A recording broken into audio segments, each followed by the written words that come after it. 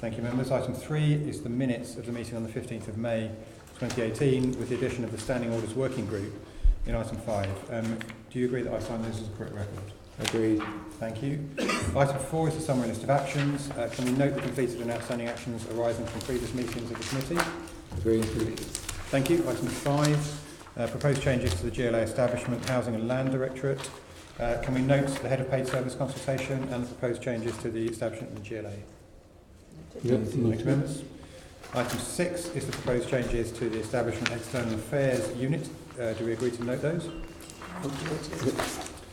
Item 7 is the GLA Workforce Reports for April 2017 to 18. Can we note it?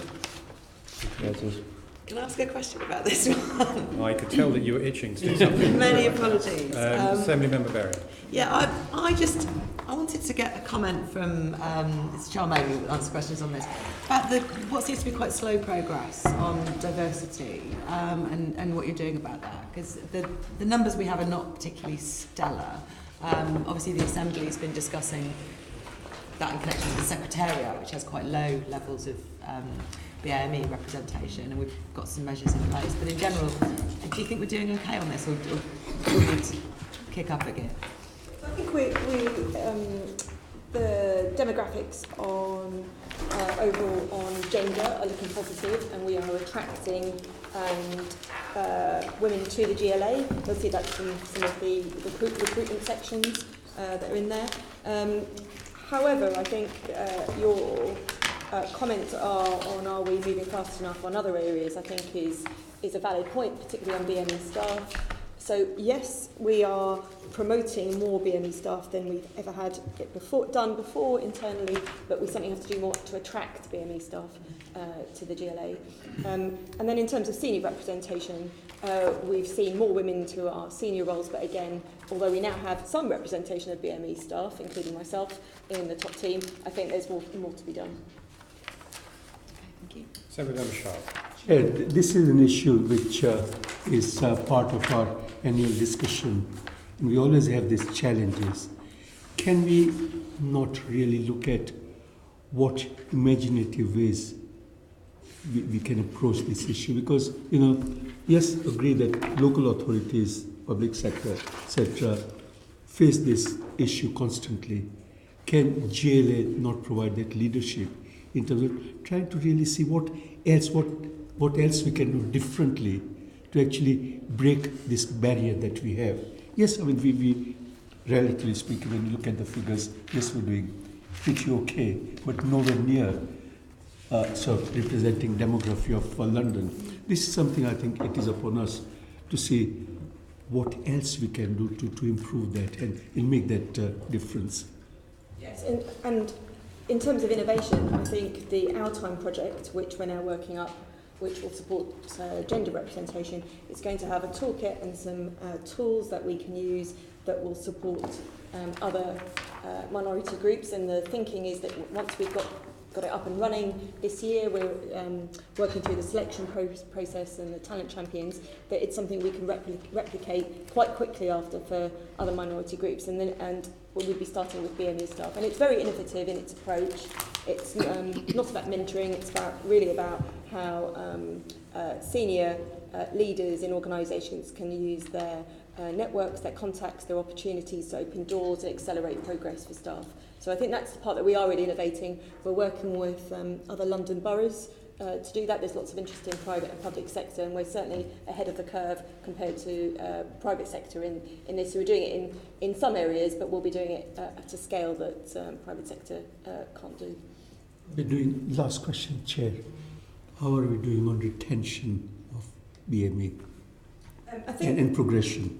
Yes, so in terms of progression, I think I've said already that we are seeing more BME staff than before progressing through the organisation through our internal recruitment.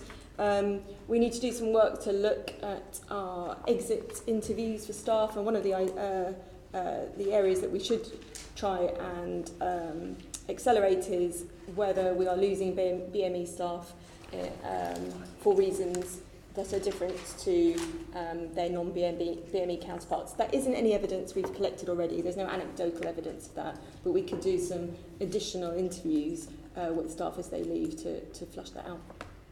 Thank you, Chair. Okay. Members, do we agree to note that report? Noted. Thank you, members. Item 8 is the annual governance statement for 1718. Do we agree to note that, or do we have any comments? Assembly Member Berry. Okay, my question on this is about the section on risks, which is on page 165 of our agenda. There are 4 of the most serious risks on the corporate risk register listed there. One is London 2012, LLDC's long-term plan. One is Brexit. On that, we've got a whole committee looking at that. For LLDC, we've looked at that many times in budget and performance. The other one is the GLA budget setting. Obviously, we have the GLA budget committee to look at that. The other one is air quality.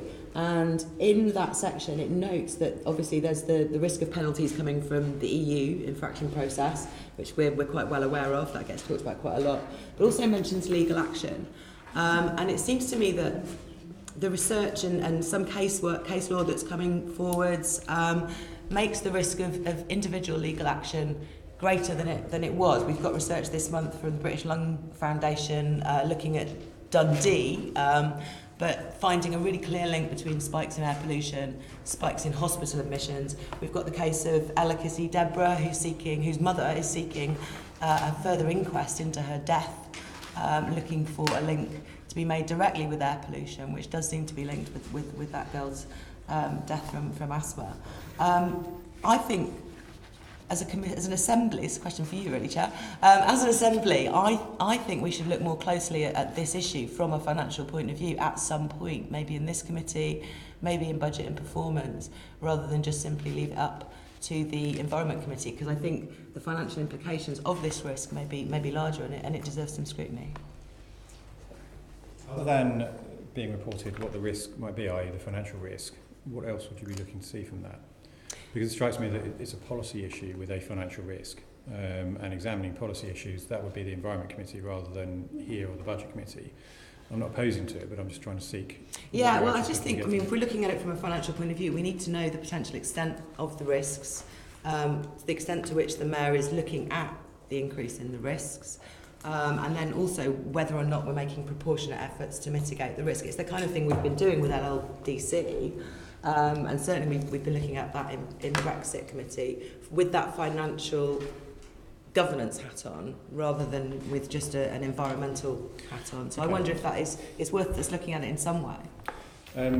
As a proposal, if I were to perhaps take this up in writing with maybe the Mayor and the interim head of paid service as an initial starting point to outline what they see the risks So are. we might interrogate his answer further. And then depending on what comes back from that, then we could potentially put this on as we've got space in the work programme in the remainder of the year to get into that in more detail if we feel that this is the right place to do it. I think that would be useful. And things are fast developing, as I say. Those two things I talked about and both happened this month. Okay. Are members content that I do that? I'll write to the Mayor and to Mr. Luntz, and then depending on the answer and what we come back from that, we'll then take a view through group leads in the normal way. Chair, can you look at what the Environmental Committee have done in the past? Because although we haven't actually made, over the years I'm talking, not this term, although we haven't made a direct link with a legal case, I remember the work that we did in terms of challenging TfL and the level of pollution caused by their buses at schools. And there were parent groups who were making the case for a direct link between the health of their children and their exposure. So I do think, I hear what you're both saying, but I do think that the Environmental Committee have been in this area. So I think what Assembly Member Berry, without putting words into her mouth, because I accept what you say. And I think it should be a look at to see how if there's a policy issue for detailed discussion, it would probably reside in the Environment Committee rather than here. But I think Assembly Member Berry is approaching this from a slightly different angle, which is why I think it's worth going to the Mayor and the Head of Paid Service to see if there is an angle for this committee to examine, whether it should be here or whether it should be in the policy committees. I think it is a governance issue, as it's one of the 4 most serious risks, and we have looked separately at all 3 of the others. Okay. Subject to my suggestion then about writing to the Mayor and the Head of Paid Service, are we content to accept the report? Okay. The draft letter will be circulated so that people can see it when it's gone.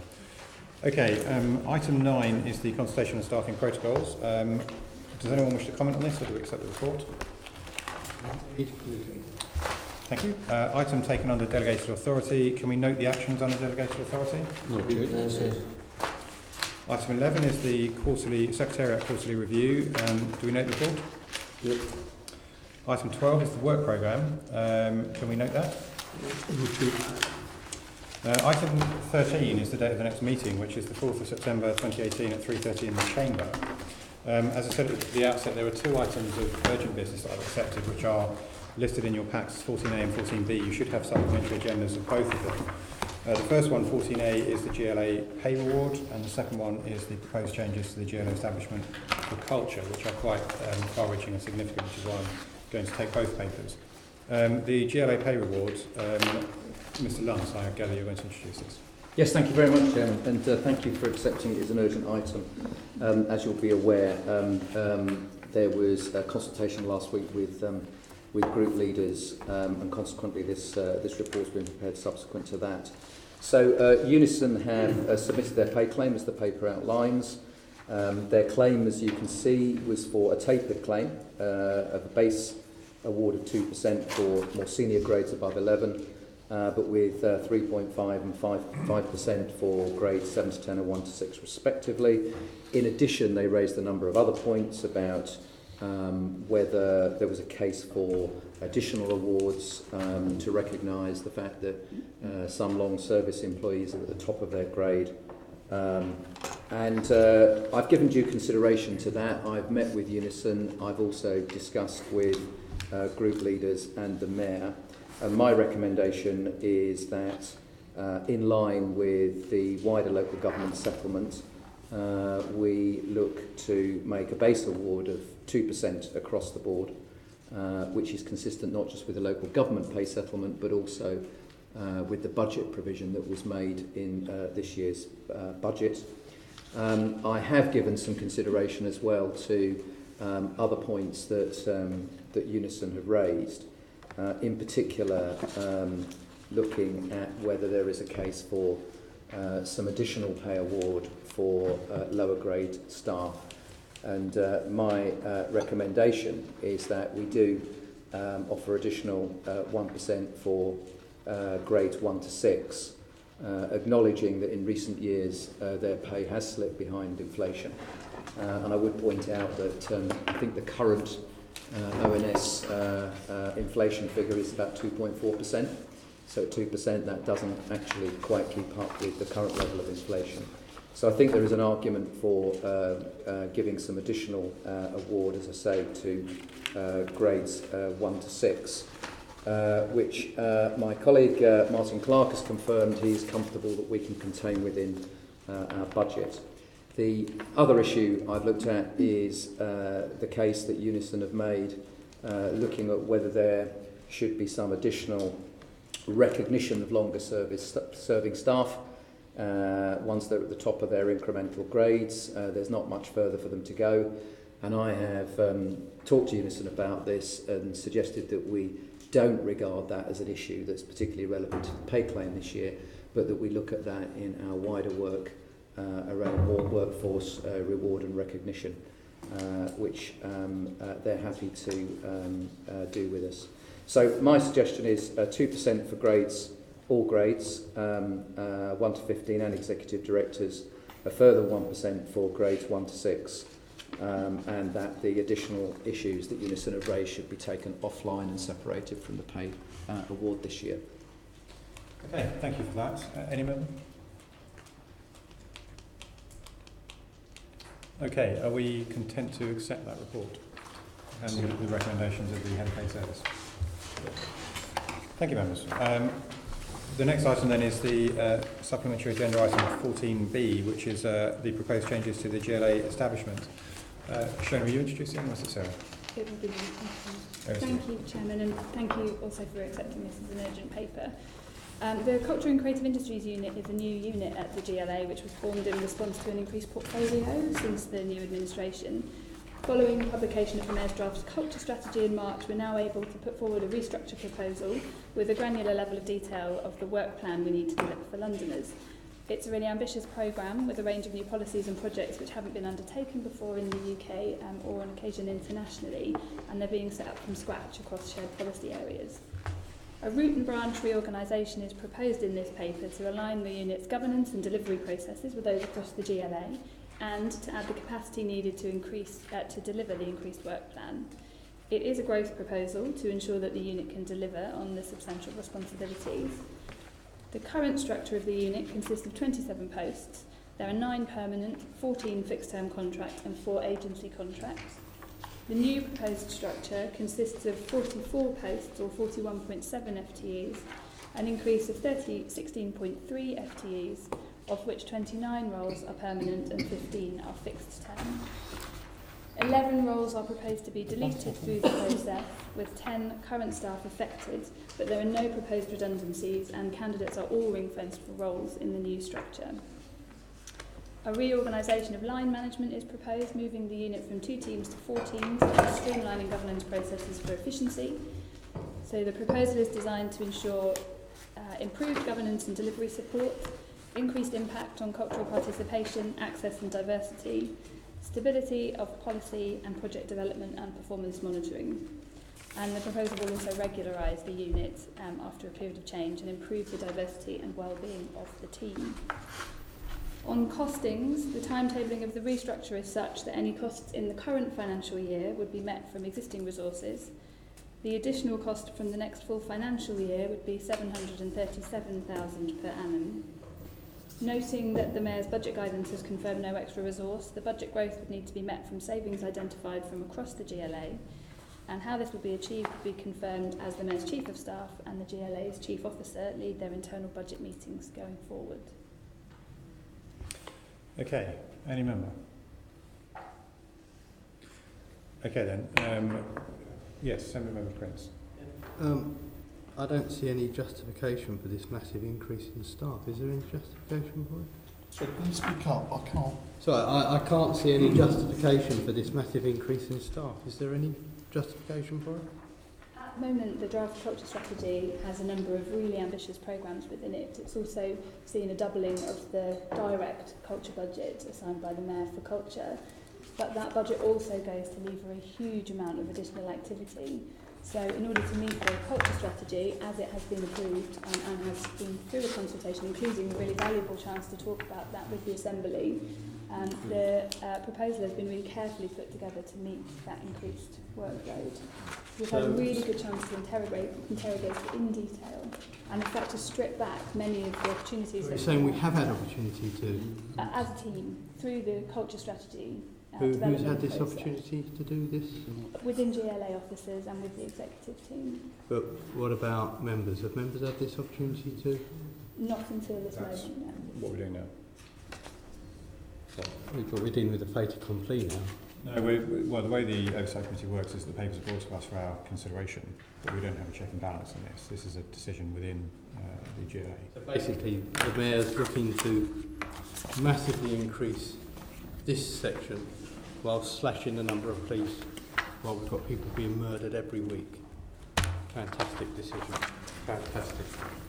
Okay, I've seen Assembly Members Shah, Arnold and Duval. I'll take them in that order. Chair, just simply going by numbers from 27 to 44, there's about 63% increase in the level of staffing. I appreciate and have always welcomed emphasis on culture. Region Committee made recommendations and we had in-depth study of Mayor's pledges and manifesto on culture and creative industries. So at that level, there's no problem at all. I do personally think that we need to digest this further. We haven't had any time whatsoever to look at the details, ask questions within the directorate or staff or whatever. I noticed that in the narrative you talk about various delivery support, etc. There's emphasis on public realm, cultural zone, and so on. But so far, in 2 years I have not seen shift in terms of delivering development brief or design brief, for example, on sites that GLA own, whereby this emphasis on culture is actually even considered from my experience. Now, I really don't know what evidence there is that this new team, that there's reference to public realm, there's reference to other sort of areas of work by the new team, but I'm not sure what input they will have in terms of addressing those issues where major regeneration projects lack pretty much any delivery of culture or creative industries. So I have major issues. I would like to get to the bottom of this before we take this decision, which actually has £730,000 per annum increase in the budget. So quite frankly, Chair, whilst there may be and probably there is room for reassessing the whole team, but the scale of change and what it will actually do needs detailed examination before I certainly will feel comfortable to support this. Okay, Assembly Member Arnold. Yes, Chair, following on from my colleague, but let me start by saying I think what we have to recognise is from the get-go, the Mayor has made culture the sort of core of his manifesto. I think it's regrettable that it has taken so long for us earlier this year to get a draft and now to get this paper some 6 months later.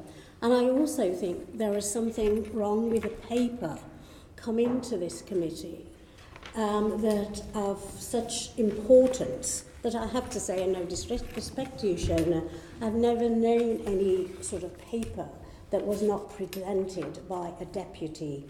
And you also talked about funding being sought across the if you like, the Mayor's budget boxes. And that will be done by the Mayor's Chief of Staff, someone who's not here. And that will then impact on other areas of GLA work. So I just think that this has got to be seen by me only as the first approach, the first. Sorry? First iteration. That's a lovely word. The first iteration. And so much more needs to be seen in this paper. I'll just flag up, we recently had a meeting looking at food. Something, again, the Mayor said is absolutely amazing and important.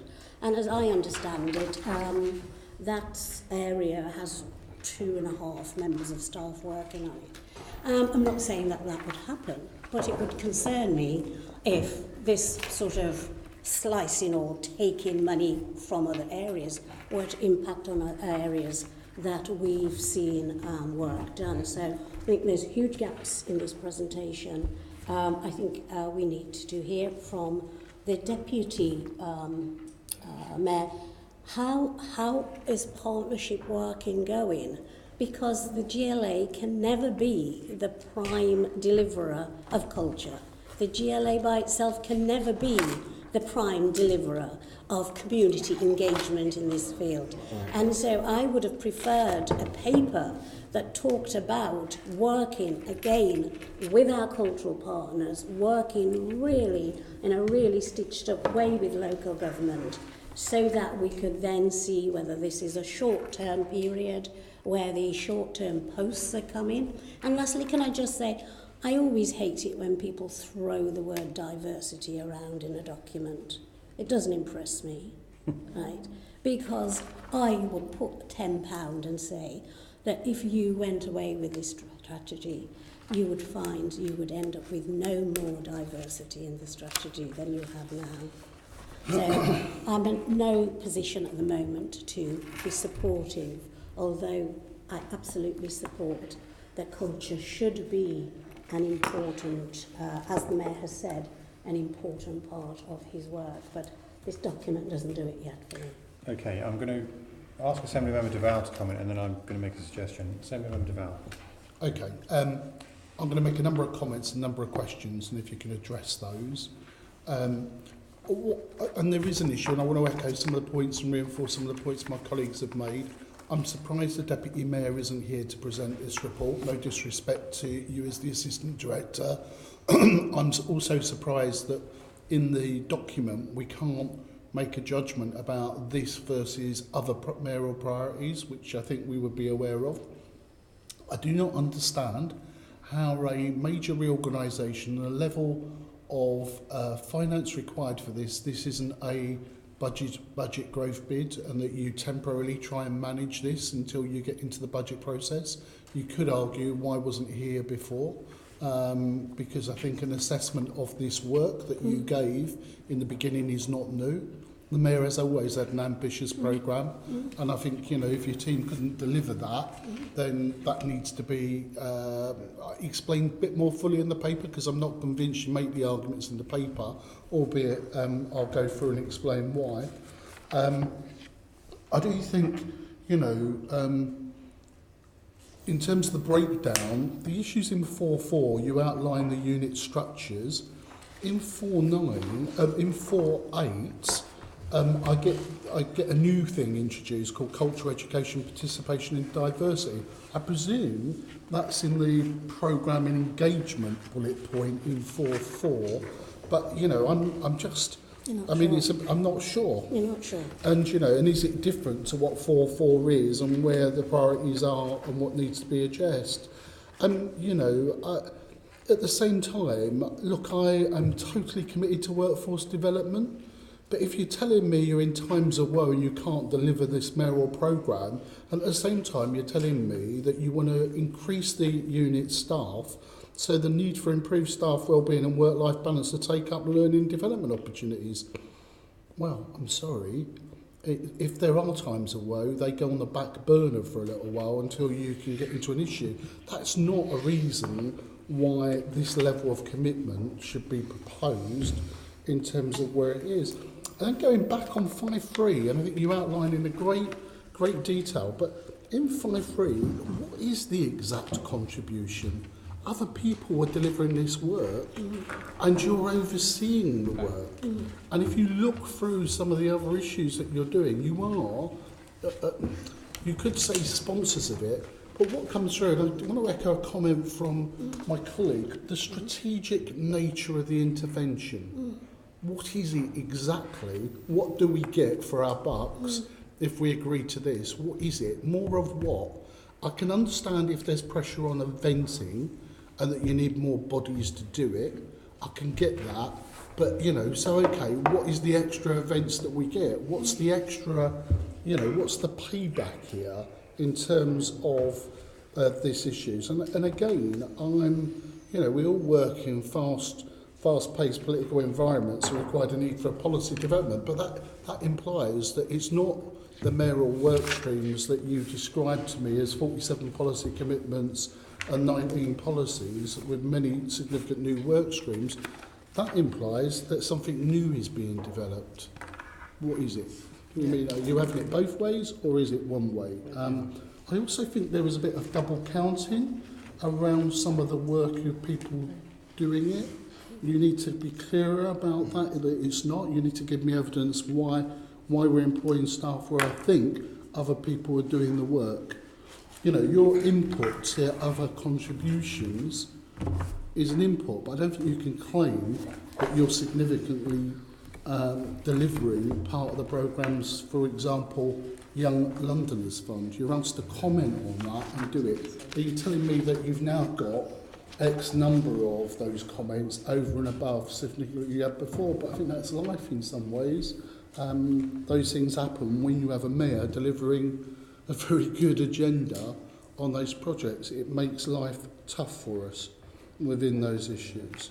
And then just going through, and I've got to say this, the late paperwork, including, I don't care whose fault it is, but not having the financial information last night to read, and now having it thrust into my hands this morning, along with the most significant issue. And that's why I say, why is this not something that's considered wider in the budget.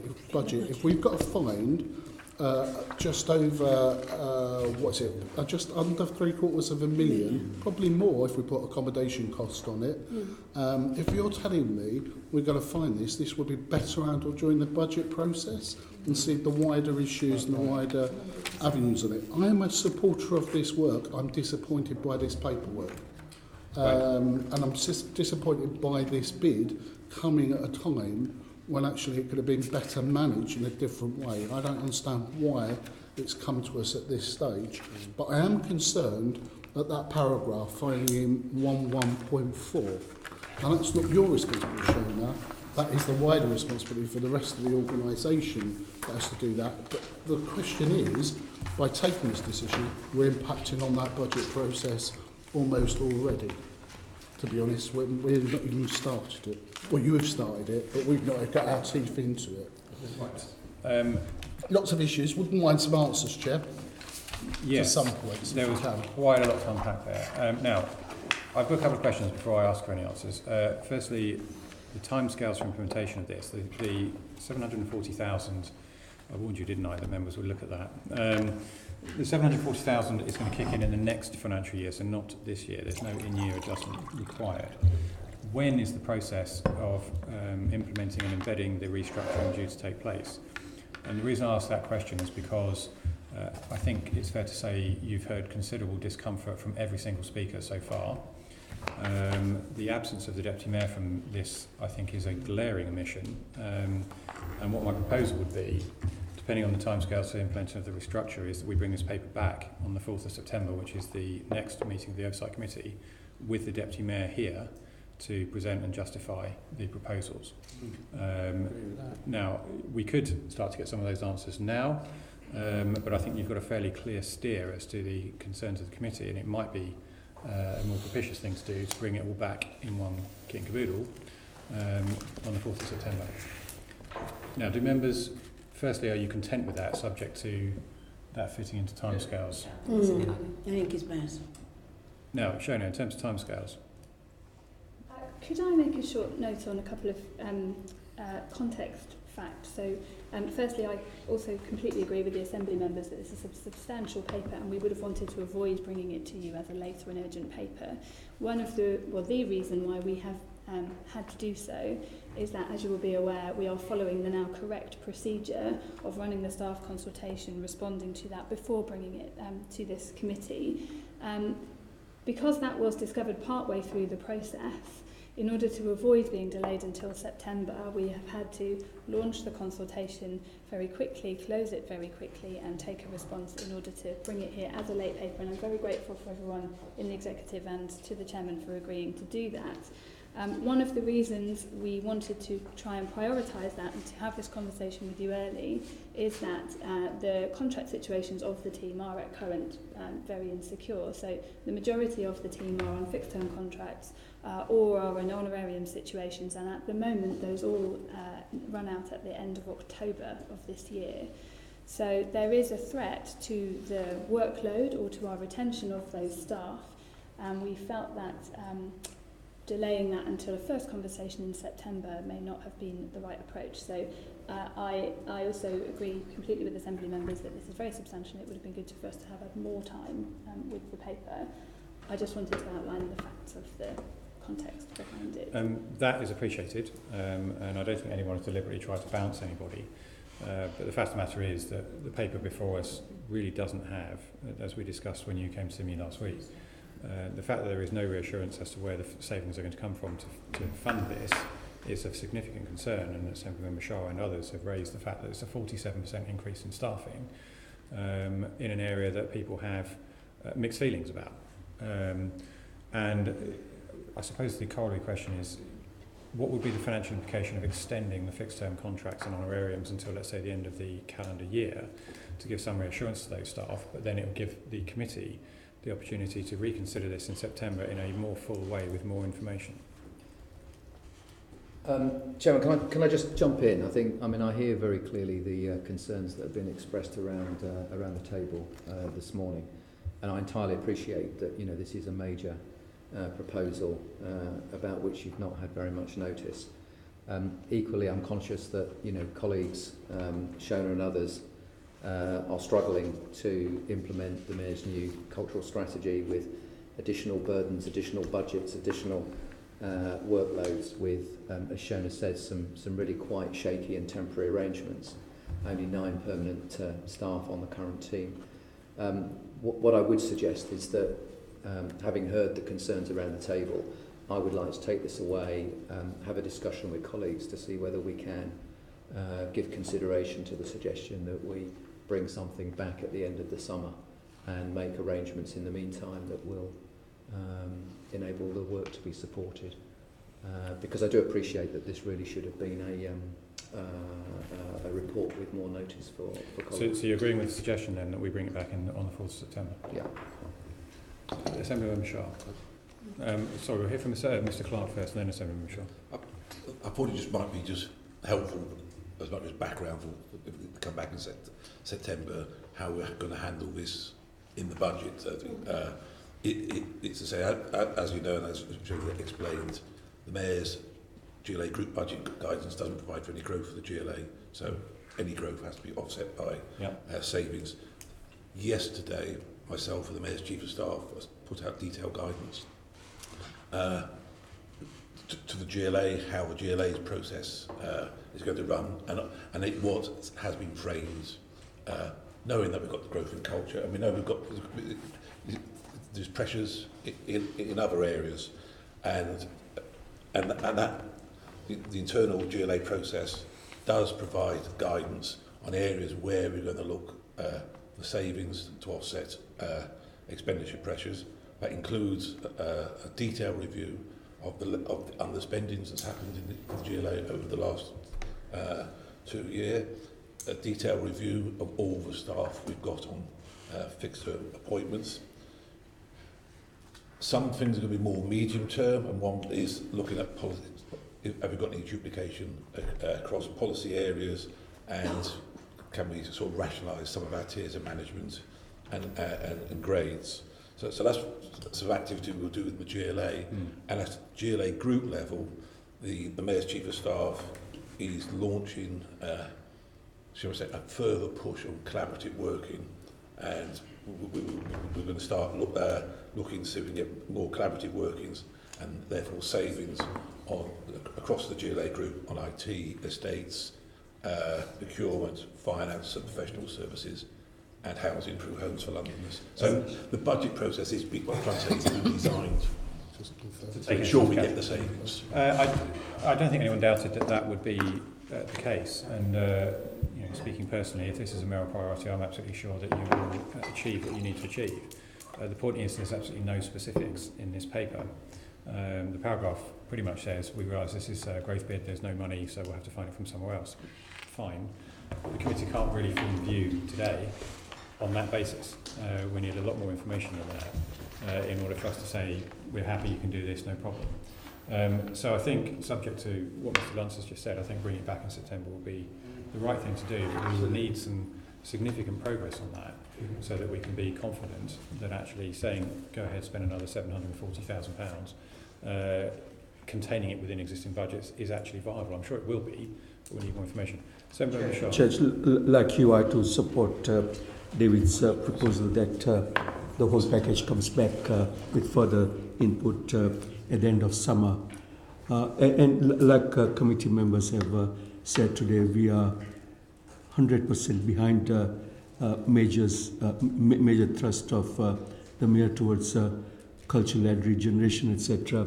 I do believe that whilst consultation with staff, etc., has happened, I think it needs to go a bit wider, and it's probably more than one deputy mayor who needs to have a consideration of the whole strategy here, because I don't know, for example, what input there was from deputy mayor for planning and regeneration, because we do have major strategic key sites where we haven't quite come to the grips as far as what mayor's vision is there. So those are the kind of considerations that need to be made. You might also want to consider whether you should consult and have a chat with some of the key lead elected members region planning, etc.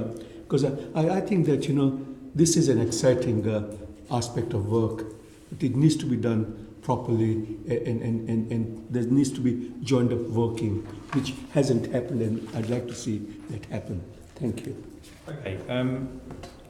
So what I'm proposing is that we agree to note the report, but that a further report will be brought back to the committee on the 4th of September, and that the Deputy Mayor for Culture, Justine Simons, will be here either to present it or to take questions from members on it. Yeah. Is that agreeable? Yeah.